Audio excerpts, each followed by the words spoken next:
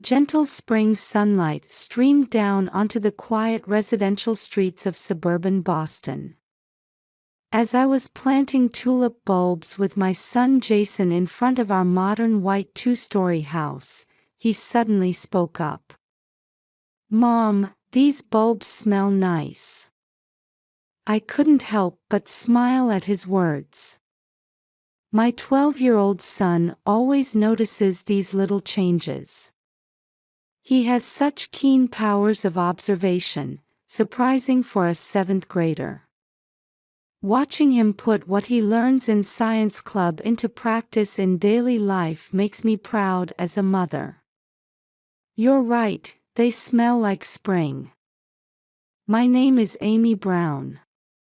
I'm 35 and work as a top sales agent at a major luxury real estate firm in town. These weekend mornings spent in our well-tended garden, my shoulder-length brown hair swaying in the breeze, are precious moments. My husband Michael is an investment banker. He's a kind and family-oriented man, distinguished by his tall frame and short black hair. I still feel proud when I see him in his suits, which suit him so well. There's just one thing that concerns me: he's a bit too indulgent with his mother, Barbara. This tendency has grown stronger since his father passed away 2 years ago. Barbara, his mother and a former pharmacist, maintains an outwardly refined demeanor, but I sense a controlling nature beneath the surface. Dressed in designer clothes and maintaining an impeccable appearance, she's been increasingly meddling in our family affairs lately. I'm particularly concerned about her relationship with Rachel, Michael's sister. Rachel, who works as a pediatrician, still lives with Barbara in their family home. Proud and deeply dependent on her mother, she maintains a delicate distance from our family.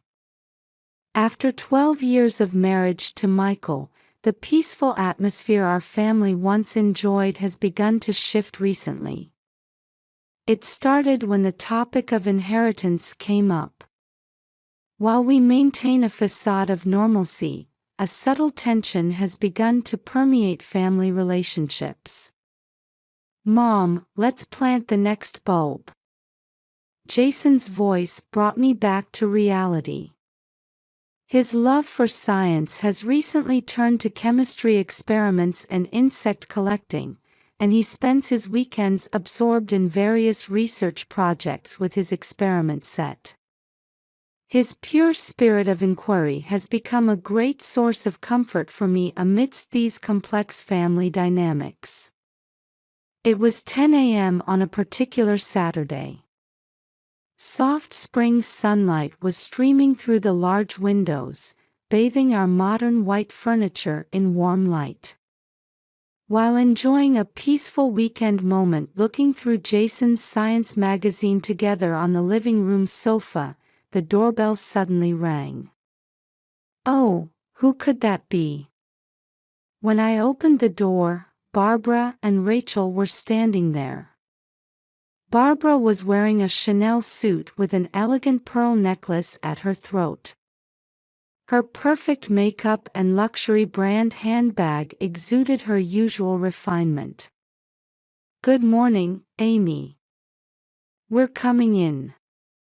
Barbara and Rachel walked into the living room as naturally as if entering their own home. Barbara was holding an unfamiliar glass bottle. A greenish-yellow liquid inside sparkled translucently in the morning light. This is unusual, coming by without notice. Michael, who was in the living room, showed a pleased expression at his mother's sudden visit. Already in his suit, apparently planning to work on the weekend, he stood up from the sofa to greet his mother. "I'm so glad everyone's here," Barbara said with a satisfied smile, carefully placing the glass bottle she'd brought on the table. "I made a special health juice. I prepared it carefully this morning using expensive herbs. Rachel nodded slightly at these words. My sister-in-law was already making herself comfortable in a corner of the living room.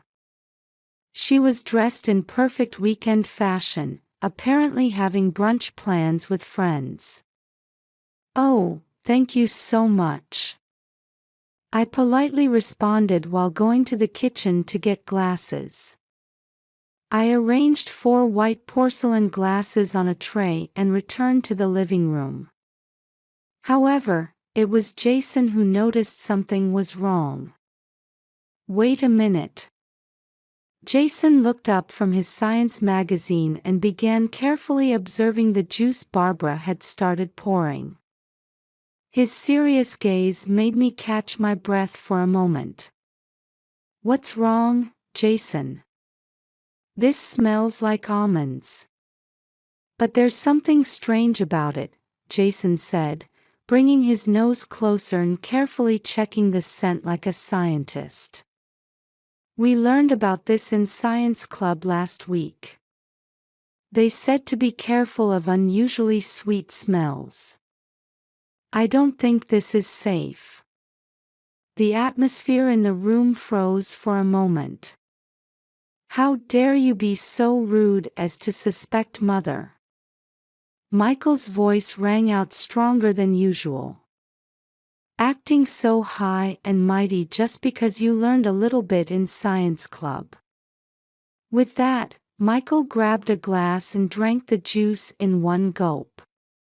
His rough gesture made me involuntarily call out, "Michael," in a small voice.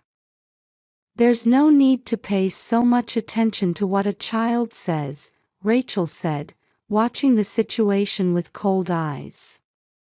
Something calculated in her expression sent a chill down my spine.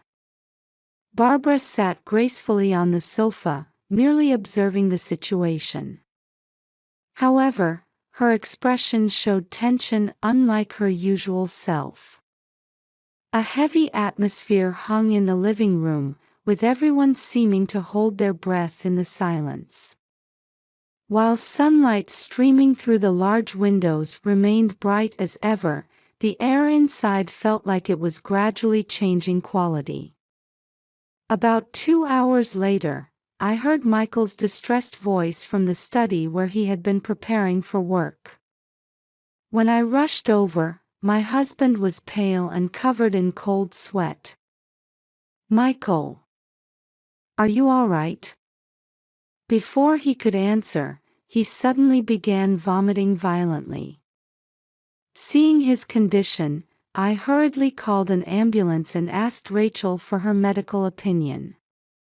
However, she coldly dismissed it, saying, "We can only wait for the ambulance," as if it were someone else's problem. The ambulance siren broke the quiet of the residential neighborhood. Neighbors anxiously peeked out from their houses and windows. Barbara muttered, "Surely not," softly, while Rachel remained silent. Amidst the chaos, Jason was desperately checking his science club notebook. As I watched the paramedics arrive and load Michael into the ambulance, my son's words kept echoing in my head. "Be careful of unusually sweet smells." We should have taken that warning seriously.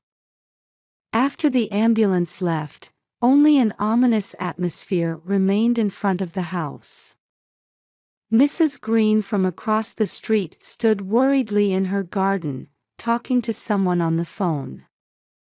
The Andersons next door huddled by their entrance, discussing something in hushed voices. The sudden attention focused on our previously peaceful home felt strangely surreal. When I returned to the living room, only a tense atmosphere remained. Barbara and Rachel had already left. They had departed saying they had plans, without even showing concern for Michael. Their hasty departure seemed odd. That's when Jason came running down from his room with his science club notebook. "Mom, look. Mr. Phillips told us last week. If there's an unnatural sweet smell, especially one that smells like almonds, we should report it to the police right away." Looking at my son's serious expression, I nodded. "Don't worry. The investigation will begin soon." Questions kept surfacing and disappearing in my mind. Why did my mother-in-law suddenly bring juice? Why did Rachel act so coldly? And most importantly, how was Michael doing now, after drinking the juice despite our son's warning? The spring sunlight streaming through the large living room window felt strangely cold, unlike before. In the waiting room at Newton Wellesley Hospital, only the sound of the clock ticked quietly. 3 hours had passed since the emergency transport, and Michael was undergoing various tests. Outside the window, the spring sun was beginning to set. A middle-aged doctor in a white coat approached with a serious expression. "The test results are in. We've detected large amounts of laxative components in your husband's system. The concentration is many times higher than normal medication levels." His words sent a chill down my spine. I unconsciously squeezed Jason's hand tightly as he gasped beside me. "He's currently experiencing severe dehydration. We've started 4 fluids immediately, but he'll need to be hospitalized for at least a week."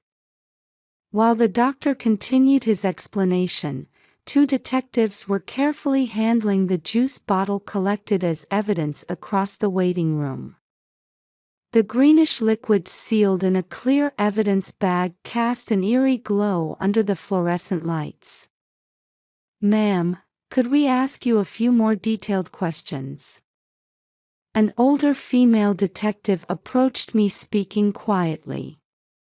Still holding Jason's hand, I gave a small nod. "This juice was made by your mother-in-law, correct?" "Yes. She came by suddenly around 10 a.m. The questioning continued for about 30 minutes. I explained the morning's events as calmly as possible, in chronological order: my son's suspicions, my husband's reaction, and the circumstances leading to the emergency transport. For a former pharmacist to accidentally use such a concentration of laxatives. The young male detective's muttered words while tilting his head weighed heavily on my chest. By evening, Barbara had been called in by the police. When we passed her in the hospital hallway, she was terribly distraught, unlike her usual elegant demeanor. I didn't. As Barbara stumbled over her words, I felt complex emotions. But just then, my husband's angry shout from his hospital room startled us. "What are you planning to do with Mother?" Michael was confronting the police officer while still attached to his fore. Though his face was still pale, his eyes burned with anger. "Mother would never do such a thing." "Amy, are you suspecting Mother too?" At those words, I momentarily lost my voice. Glancing to the side, I saw Jason watching his father with an anxious expression. "Michael, calm down. What's important now is to confirm the facts." "Facts? You're treating Mother like a criminal based on our son's nonsense." At my husband's words, Jason's shoulders trembled slightly. "Dear, Jason was just worried." "Shut up." I quietly left the hospital room while holding my son's shoulders. Through the hallway window, I could see the twilight sky. The police investigation continued. Barbara was questioned about her knowledge as a pharmacist and made to explain in detail how she made the juice. Security camera footage, records of ingredient purchases, and various suspicious points kept emerging. Rachel arrived at the hospital after dark. However, instead of heading to Michael's room, she quickly made her way to where her mother was being questioned by police. That night, I decided to stay at a hotel near the hospital with Jason.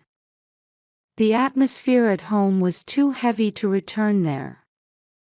"Mom, doesn't Dad believe what I said?" Jason asked in a small voice as he lay in bed. "You did the right thing. You identified the danger based on scientific observation. That was a very wise judgment." While gently stroking my son's head, I continued as if trying to convince myself. "But Dad wants to believe in Grandma. It's very painful to doubt someone you love. But the scientific evidence."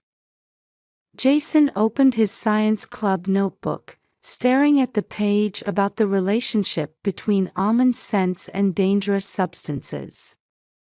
Looking at his serious profile, I felt my chest tighten. Outside the window, the hospital lights floated in the night sky. In this one day, our family's way of being had changed dramatically. Yet I couldn't shake the feeling that something was still hidden behind these events. "We'll get to the bottom of this." While gently rubbing Jason's back as he tried to fall asleep, I made a firm resolution.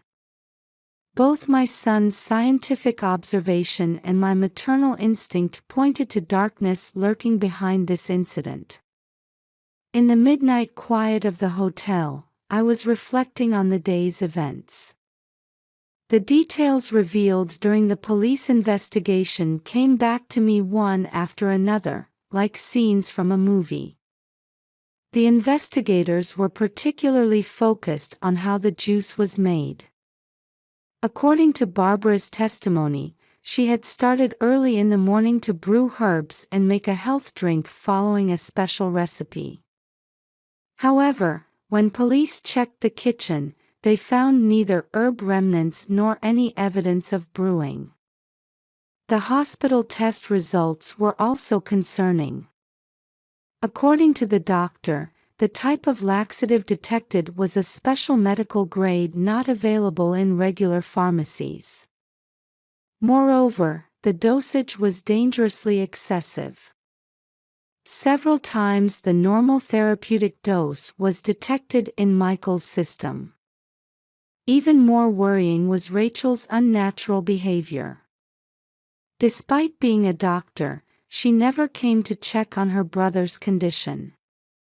Rather, she seemed fixated on accompanying her mother during questioning. Her behavior seemed somehow calculated. While watching Jason's sleeping face on the bed, I made a vow in my heart. Whatever the truth behind this incident might be, I would prove that my son's courageous action wasn't wrong. The next morning, I headed to the hospital to bring my husband a change of clothes. The hallways of Newton Wellesley were bustling with doctors and nurses who had finished their morning rounds. On my way to Michael's room, I passed by Rachel's office. She works as a pediatrician in a different wing of this hospital. The office was empty, perhaps because she was doing rounds. The door was half open, allowing a glimpse inside. That's when I noticed papers scattered on the floor. Normally I wouldn't have paid attention, but after everything that had happened, my senses were heightened. I stepped into the quiet office where no one called out. As I bent to pick up the fallen papers, I noticed something strange in the trash can. Empty medicine boxes. Specifically, boxes of the same medical-grade laxative, carelessly thrown away. Next to them, a handwritten memo with Barbara's signature practiced multiple times. And among a bundle of receipts, one showing the purchase of almond essence. The date was the day before the incident. I quickly contacted the police. This needed to be preserved as evidence. The investigation progressed rapidly. Security cameras had captured Rachel entering Barbara's house the night before the incident. And 30 minutes later, her image leaving with that glass bottle. Rachel's computer history revealed visits to legal websites about inheritance division, medical papers about laxative side effects, and searches for Barbara's pharmacist license number. All the pieces started falling into place. A $5 million inheritance dispute. Initially, the distribution was set at $3.5 million for Michael and his wife, and $1.5 million for Rachel. The reason was that Michael had promised to take care of their parents in their old age.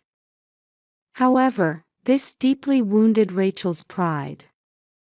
Why should she, a successful doctor, receive less than her brother? This dissatisfaction grew within her day by day. "I'll tell you everything." In the interrogation room, Rachel finally opened up. Her confession revealed the full scope of the plan. Rachel had always wanted to monopolize her mother's affection since childhood. After her brother's marriage, she harbored growing jealousy toward me. Her attachment to living with her mother was abnormally strong, intertwined complexly with her pride as a doctor and strong desire for financial independence. She thought she had planned everything perfectly. Using her hospital position to obtain medical-grade laxatives, she studied her mother's pharmaceutical knowledge to make it look suspicious. She even perfectly copied her mother's health juice recipe. The day before the incident, she snuck into her mother's house while she was out and checked the juice ingredients. She mixed laxatives into juice made with the same ingredients, preparing her mother's special bottles and containers. On the day of the incident, she switched it with her mother's original juice and disposed of all evidence. She tried to mask the drug's smell with almond essence, but that backfired. The plan's objectives were clear. Distance her brother's family from their mother, maintain her two-person lifestyle with her mother. Attempt to renegotiate the inheritance distribution, and make me suspect my mother-in-law to create a decisive rift in the family. However, Rachel's plan had fatal miscalculations. Jason's sharp scientific knowledge. The almond scent actually highlighting the unnaturalness. And her own unnatural behavior at the hospital arousing suspicion. I always knew. Barbara's confession froze everyone. The mother had vaguely noticed her daughter's abnormal attachment but avoided confronting it. The guilt of continuing to turn a blind eye and her anguish as a mother cast deep shadows on her expression. In the hospital hallway where the truth was revealed, each family member's emotions exploded. Why would you do this?" Michael's angry voice echoed. "I just wanted Mother too." Rachel had lost control of her emotions. While Barbara shed tears of regret, Rachel had completely lost her emotional control. "You understand, don't you? You get to be near Mother, inherit the family business, build a happy family. What about me? I became a doctor, gained independence, and yet I only get 30% of the inheritance. Rachel's screams echoed through the hospital hallway. It was an outpouring of childhood jealousy and attachment, and twisted love. I have the right to be with Mother too. But you take everything. Mother's attention, the inheritance, everything. At that moment, Michael's hand struck Rachel's cheek. Silence. With the sharp sound echoing in the hallway, time seemed to stand still. You tried to kill me using Mother's name. And then tried to frame Mother for it. I'll never forgive you, never. Michael's voice was trembling. It was filled not so much with anger as with deep sorrow. The sense of loss as trust in his sister, family bonds, all crumbled in an instant, was evident in his voice. Jason watched this scene from a distance, dumbfounded. He probably never imagined that the abnormality he discovered through scientific observation would lead to such a family breakdown. What I said was actually true.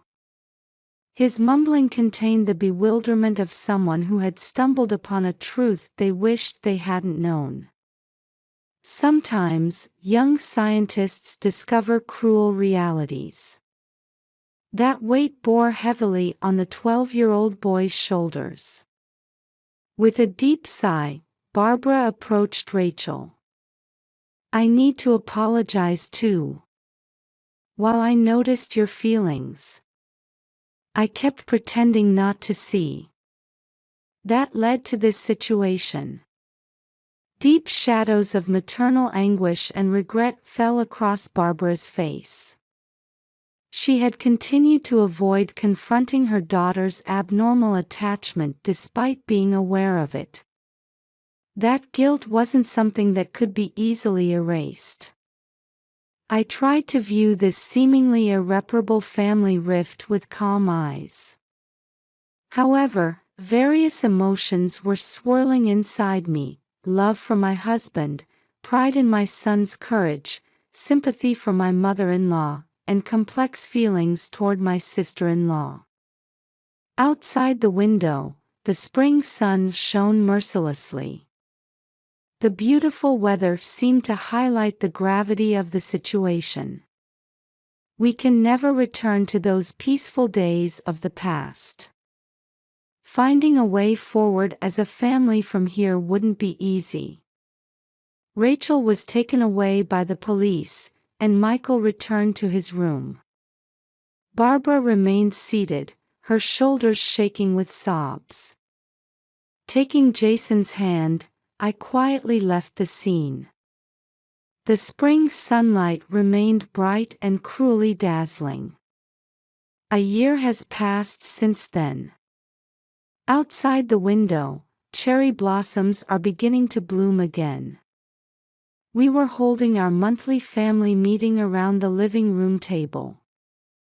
Rachel was charged with assault and attempted murder, and at trial, she was severely judged for attempting to administer dangerous drugs by exploiting her position as a doctor. As a result, she received a 5-year prison sentence. However, considering her potential for rehabilitation, she was assigned to serve her time in a rehabilitation facility where she could receive specialized care. How does everyone's schedule look for this month's family counseling? In response to my question, Michael nodded while checking his planner. Since the trial ended, our family has been receiving regular counseling. Though my husband was initially reluctant, he now actively adjusts his schedule for it.